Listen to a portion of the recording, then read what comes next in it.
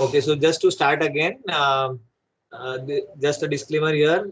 I'm not the best person to give this presentation. There are much more competent people in the department, and also some of our consultants or vendors who are working with us are much better equipped to give you this introduction.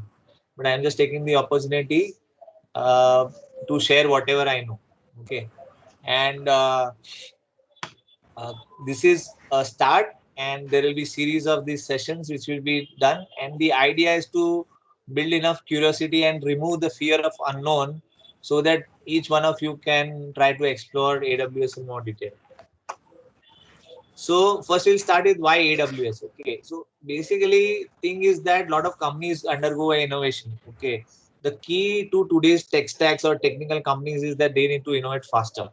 Okay, however, it was observed that uh, one is that whatever you choose, if you read a couple of books which are there in the market, like even the psychology of money, or even if you study about Amazon, okay, if you see Amazon now, they had tried a lot of things, and if you see their failures also, like Fire OS or the Fire phone, which was developed by them, quite a few things that they did which failed miserably. Okay, and they had put good money in it.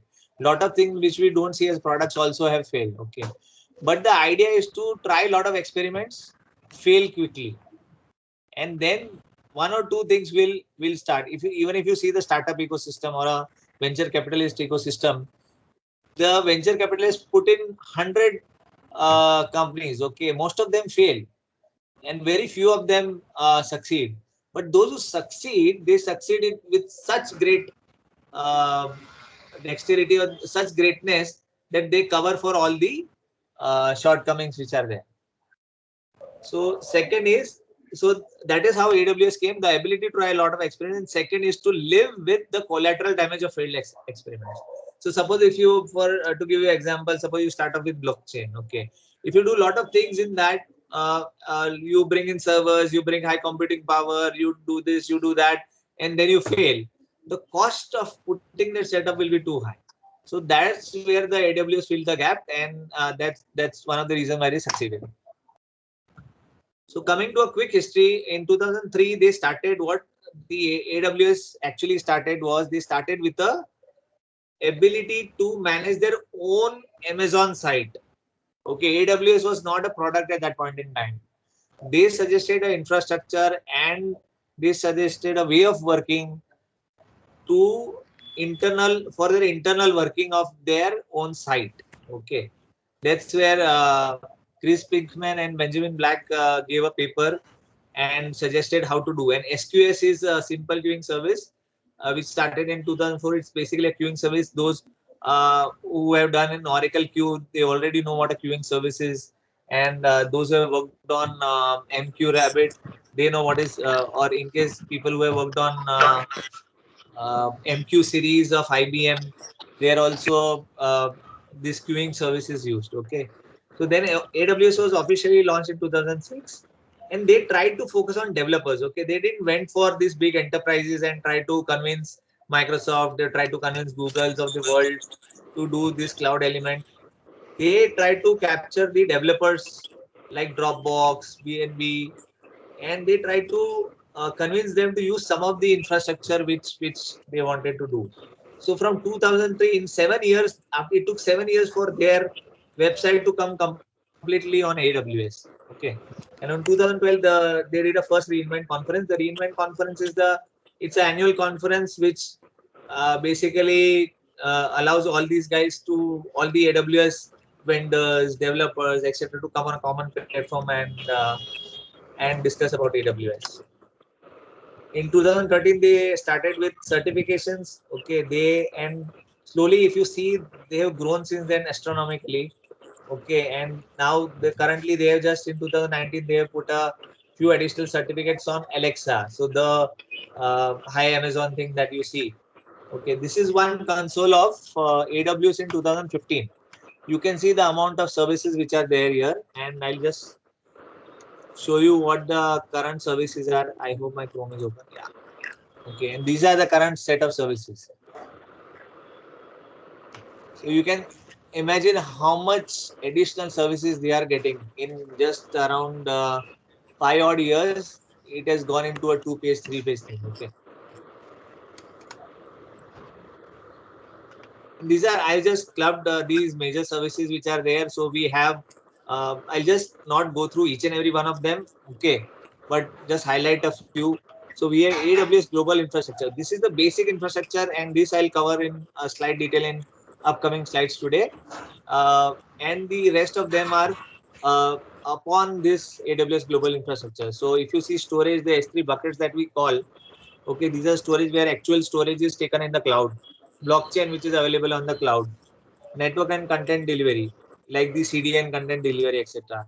Then AR/VR is augmented reality and virtual reality.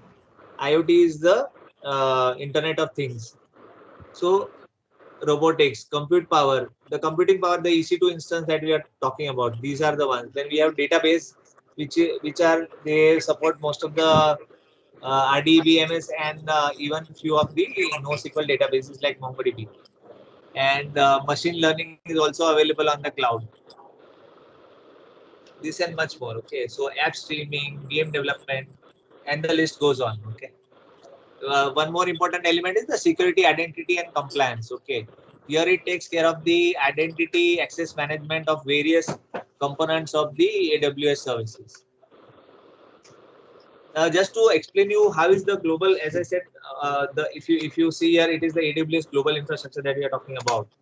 So how is the AWS global infra distributed around the world? So it has around 19 regions, more than 19 now. I think one or two more maybe have been added.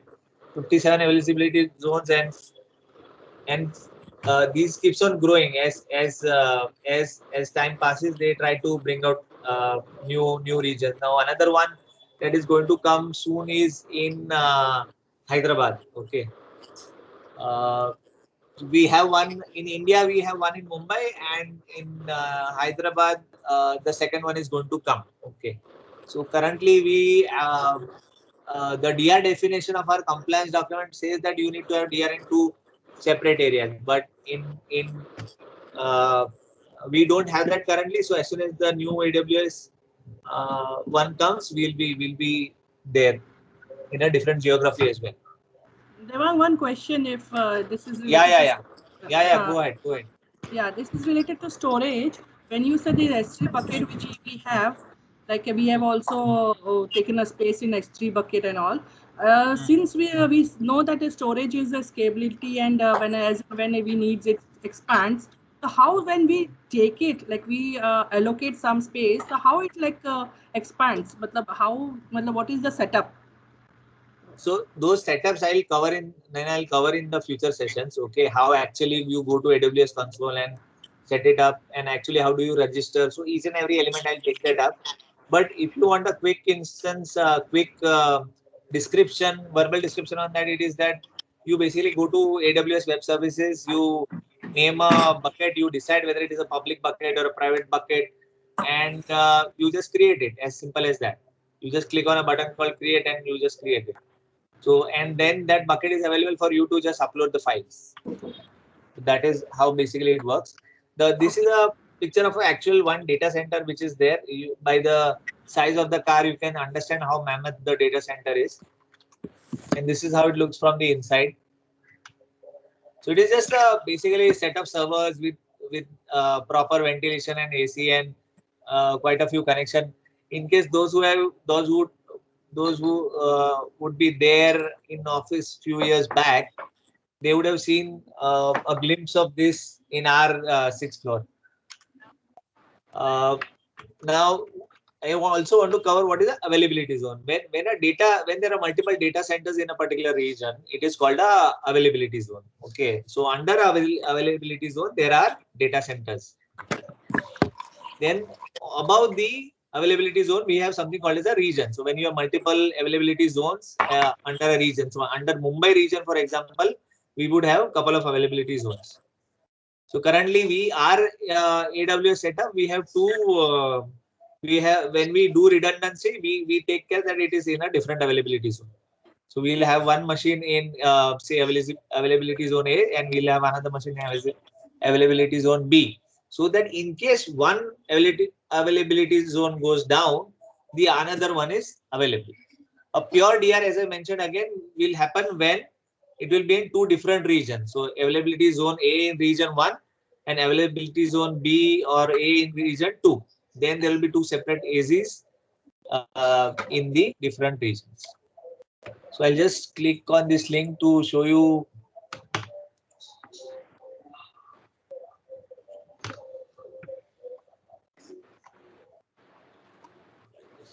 If it is taking time to open.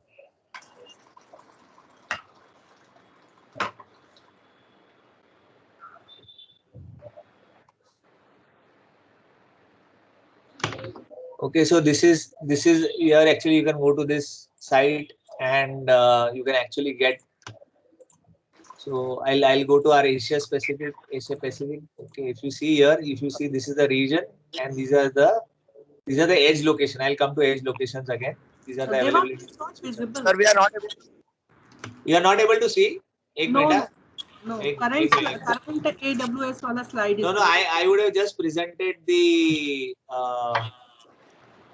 presented the PPT. That is why you are not able to see. Just a minute. So then this also you would not be able to see, right? This services console. This you would not have seen. No. So this is what I was explaining in the two or three slides back. Okay. These are the compute services. These are the storage services. These are the RDBMS services.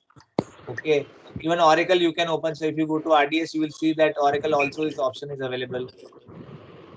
Okay. These are the network and content delivery that I was mentioning. This is the security identity, and IAM is here is where you will create users of Amazon for your AZs and all. Okay. So these are the set of services which have grown since that 2015 screenshot which I had sent. Coming back to the AZs and local zones. So this is the region map. Okay. And in Asia Pacific, you can actually see Mumbai region. There is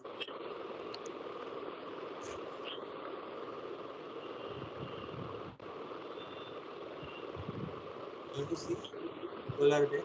Yeah.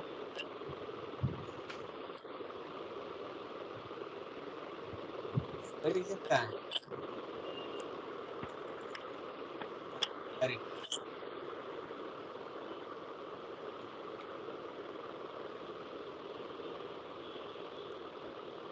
So coming back to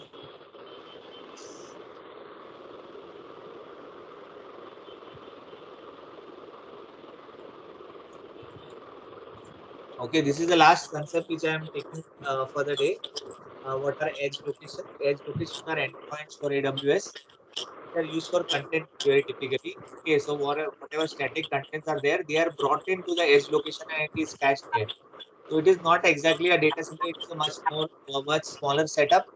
It is basically to reduce the typical network latency which is there. So when you request for a website, if it goes to a data center and delivers, compared to it, if it goes to edge location and delivers, it will be much more faster. Okay. So those who know the concept of content delivery network, they will be able to quickly correlate that edge location is basically the nearest location through which the static content or cache content is delivered. This is just a start. I'll take up more. I didn't want it to make it too boring or make it too long. So that is why I'm cutting it in a very small sections which are quickly absorbed by the team. Okay. So I just wanted to thank you for that. That's it. Any questions or query?